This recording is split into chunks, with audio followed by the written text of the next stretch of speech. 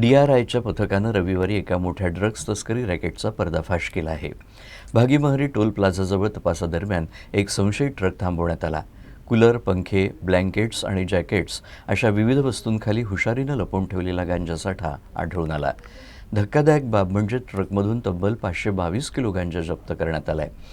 आंतरराष्ट्रीय बाजारात या मालाची किंमत 2,61,00,000 रुपये इतकी आहे.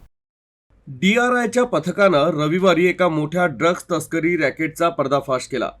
सावनेर तालुक्यातील भागीमहारी टोल प्लाझाजवळ तपासणी दरम्यान MP04GB 3859 या क्रमांकाचा एक ट्रक पकडण्यात आला. कूलर, पंखे, ब्लँकेट, जॅकेट अशा विविध वस्तूंखाली गुप्तपणे लपवून ठेवलेले गांजाचे पोते आढळले. या ट्रकमधून एकूण 522 किलो 138 ग्राम गांजा जप्त करण्यात आला. याची अंदाजे आंतरराष्ट्रीय किंमत 2,62,69,000 रुपये आहे.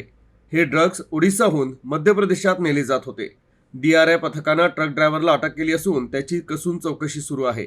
या चौकशीतून आंतरराज्यीय नेटवर्क समोर येण्याची शक्यता आहे. DRIच्या मते अलीकडच्या काळात जप्त केलेल्या गांजाच्या सर्वात मोठ्या कन्साइनमेंटपैकी ही एक मानली जात आहे.